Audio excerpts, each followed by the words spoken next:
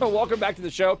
April Madison joins us in studio, and not to put you on the spot, April Madison from K-Gun on your side, but quick question for you. Go ahead. You may or may not know, but in order for K-Gun 9 to be on my side, if I'm an employee of Journal, are they still on my side, or does that not apply to employees of Journal? Depends. You'd have to elaborate a little bit. Okay. Of course, we're still on your side. Okay, I just wanted to, well, because Patrick, producer Patrick over here was saying that K-Gun 9 was not on my side. We're on everybody's side.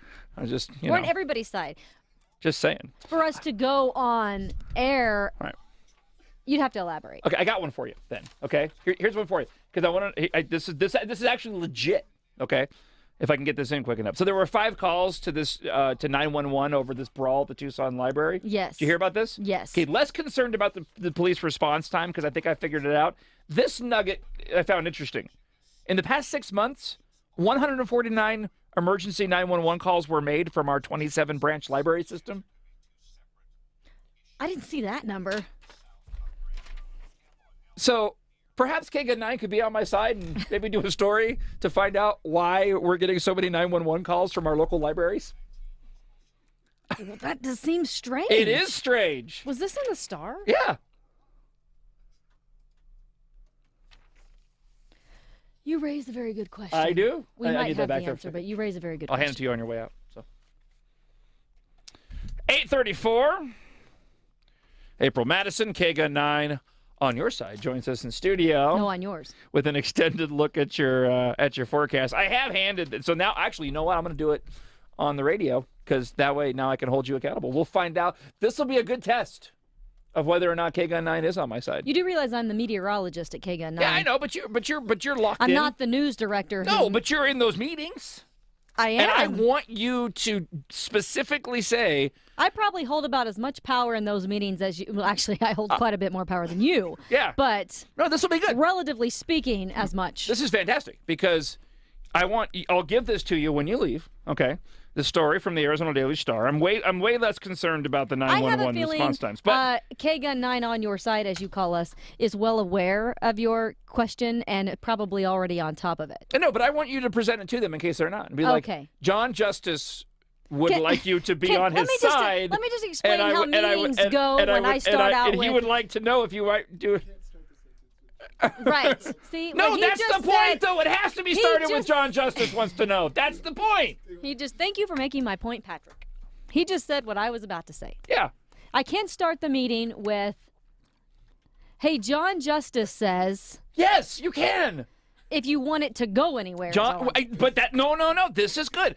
John Justice wants to know if K-Gun 9 is on his side. They do take you seriously.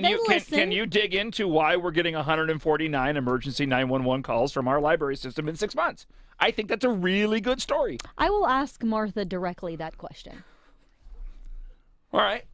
Do that. Okay? Yeah. Okay. Be fantastic. Let's talk weather. Thank God.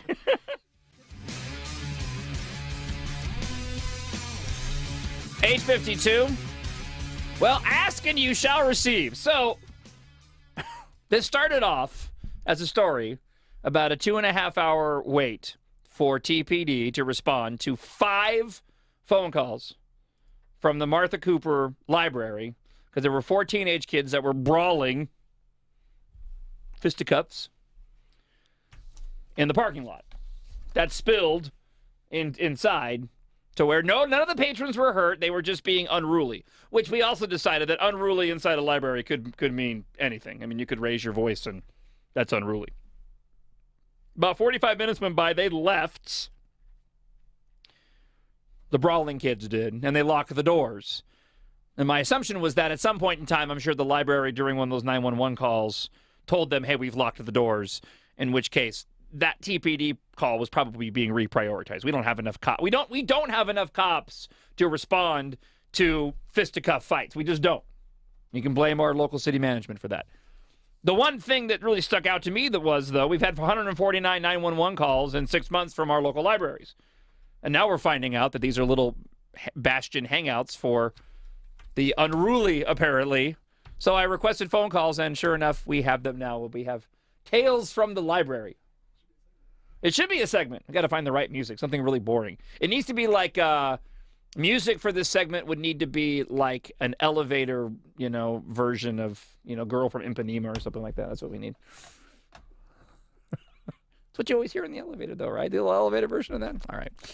Let's go and talk with John. Good morning, John. Welcome to 104.1 The Truth. Hello, John. Oh, bummer. John was homeless, and he used to hang out at the library. Maybe he still is. Let's go and talk with Derek. Good morning, Derek. Welcome to 104.1 The Truth. Good morning, John. How are you? I'm doing well, buddy. How are you? Oh, pretty good, pretty good. No, the reason I called is I remember several years ago, I don't know, maybe 20 years ago, there was a story in the news.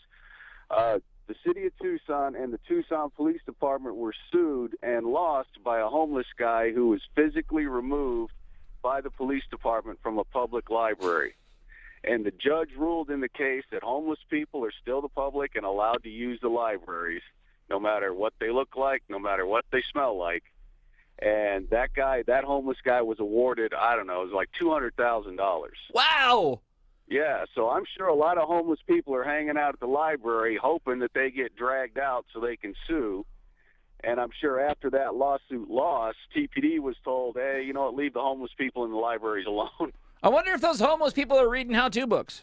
I don't know how to sue the city of Tucson. Yeah. I don't know if they're on the shelf there. Well, I mean, maybe you should be reading how to get a job. That's what it is, how to build a shelter.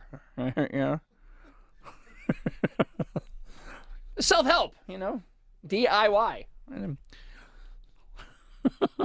Took me forever, by the way, to figure out what that was from the channel. I'm like, what is the DIY channel? What is this? I don't know. Oh, do it yourself. Okay. Let's talk to Frank. Good morning, Frank. Welcome to 104.1 The Truth. Good morning, sir. How are you? I'm doing well. So my brother, although unruly, was not homeless, and he was traveling through the city of Seattle, and he had some travel delays, and at about 3 in the morning, he discovered he had no place to stay, and he didn't have enough money for a hotel, so he actually went to the university's library because he was a college-age student at a different college, but he went there and slept in their library because it was open for 24 hours a day. The 24-hour library. Yep. So he slept there. Yep. Now, again, can you just put a book over your face and they can't put you out? Well, college-age students sleeping in a library, not uncommon? Not uncommon. This is fascinating to me. I just didn't. And again, it's fascinating, but I shouldn't be surprised at all. Little government, taxpayer-funded entities that are free to the public, of course they're going to be abused.